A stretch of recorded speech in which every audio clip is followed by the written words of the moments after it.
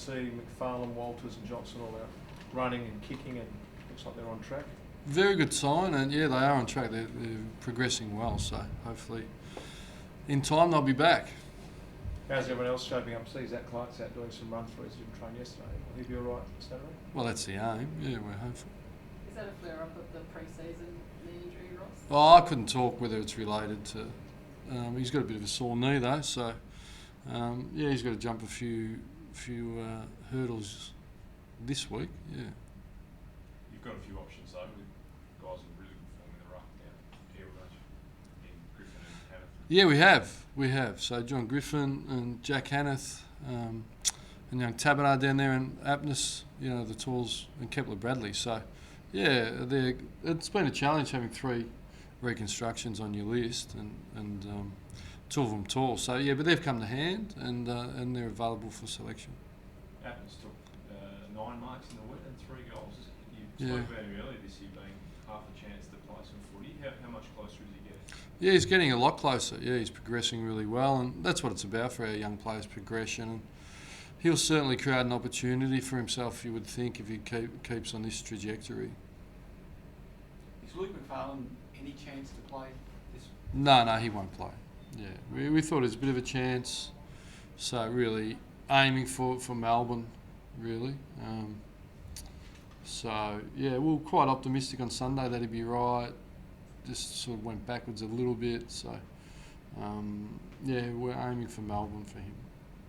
So he's closer than Johnson? At this stage, yeah, probably a week. But it can change really quickly. It can be dramatic swings.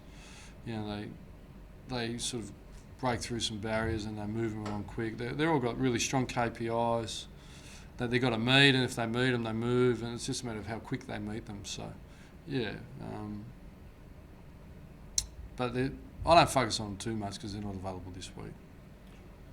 Alex Silvani's fine, Ross. Notice his rib looks like it's still a bit sore. Yeah, he was a bit sore. Yeah, but he played. He copped a heavy knock last week early. Camp Sutcliffe ran into him, so he wasn't thrilled. Yeah, he was a bit sore the week before. The other players, so Pardon? He normally runs into the other. Yeah, he's a pretty tough character. So look, he'll have his hands full this weekend. They got Darling and Nat Nui and Kennedy and McGovern and all those talls. So we understand, and McFarlane and Johnson out. But as always, it's about the ones that are available. And we're only early in the week, so we'll need to get through tomorrow's session. But Dawson is in good fettles. Alex is playing quite well. Ibbetson's down there, Sutcliffe. So yeah, but our team defence we hope will come to hand for us and pressure the ball carrier really well and help us. Ross, David Bundy plays his 200th game. He really sets a good benchmark, doesn't he, in the midfield with his size and strength and his ability. He tends to play well in big, important games. Well, you don't trip over 200 games, so it's a significant milestone, and as been alluded to, he started as a half-back flanker, moved into the midfield, has really blossomed. Everyone focuses on his exquisite ball user, strong clearance player, can play forward or back, so he's one of our real team drivers and team leaders, and he's been helping drag us through the season, so I expect that to continue. And look, it's nice to acknowledge milestone games, but the game day, pre-game, we'll probably have the family in, quick word, and hand over a jumper, but from there it'd be just totally about the team. And David wouldn't want it any other way. He's focused on team success, and that's what we're trying to achieve. So yeah, fortunate to have him. There's a lot of talk about West Coast's midfield being slow and small. Do you think you could have an advantage in the middle and around stoppages? Well, Nat Nui and Cox don't look too small, so they're tall. And then I think Pritis is about 6'3", so Rose is about 6'2", and Gaff's got a lot of run, and Wellingham 6 foot, so I think, look, a lot of stereotypes and opinions get thrown around, and bar a couple of fade outs late, they'd be 2 or 3 wins better off. So we understand, we're playing a formidable opposition. Both teams, it's their home ground, it's a derby. We know the whole state's involved, everyone's looking, divides the state, and for our members and supporters for the Dockers, we want to play with a fair bit of passion on the weekend and try and bank another 4 points. But there'll be 2 hours of incredible hard work it's going to be a real challenge for us. And but we want to improve our footy on the weekend and get through the challenge. Ross, given that now that McGovern's in their team, they do basically have an extra tall to play forward. Do you ask someone like Garrett Gibson to mark a taller player, maybe play on a Darling, something like that?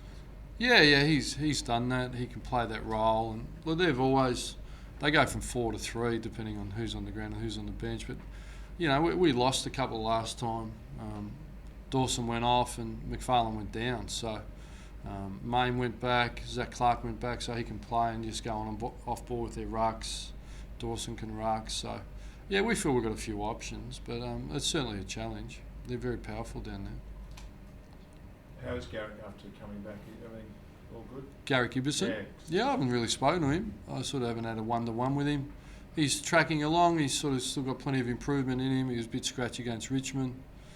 He was a bit better on the weekend, but we're in full control. So he'll know he's alive this weekend. He'll get a fair challenge. A few times this year, the Eagles' height and attack has proved to be a bit of a weakness in the end. Do you see that as an area that you can target if you read that? Nah.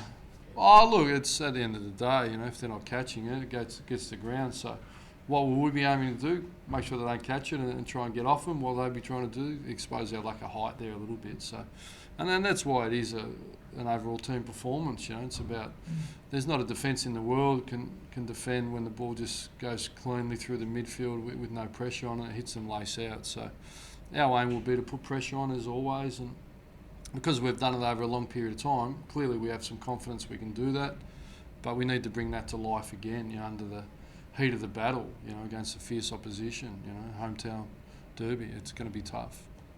The other one you mentioned Monday night was Matt DeBoer. You said he's available to play. Yep. I know you probably can't confirm team-wise, but is he capable of playing ones, or will he have to go back? Yeah, in fairness, he's got a complete T2. Nelly will have done the full week. On last Saturday or whatever we played, he was up at Shark Park, punched out his 15K. So he's running fit and he hasn't missed too much. So yeah, he would be unlikely to come straight in, but who knows, if you lost a couple, he could. So it's a nice position to be in. But yeah, we're thrilled. We hardly ever lose him on the track, but we lost him on the track. So he's had a bit of a rough run. But he depending on tomorrow, he'll be available. Do I ask you, Ross, Morabito in the mix again? Yeah, he's in the mix again, no doubt. Yeah, he had another good performance down there apparently, just looking at some vision before. So yeah, he's certainly in the mix. As Taberner is, as Crozier is, Tommy Sheridan was really quite good. So he continues to build, which is good. Yeah, look, I think, I'm happy for you to ask. I think it's great that we're talking about it, and it's we're all really keen, we're all really interested, but we'll just have to wait what the future brings. Form-wise, from the outside looking in, it would have seen he would have done enough sneak in by now. But is there something else in terms of? Yeah. Is that your opinion or? Just general. Just anecdotal evidence around the bar side fire chats. That's okay. We can go by that. But is there fitness-wise that he's still got to build a bit more before? He's No, ready to I'm go? just saying I haven't said anything about fitness. I just said clearly he's missed a lot of football. He's playing some good football now and he's up for selection. We're a handy team. We go okay.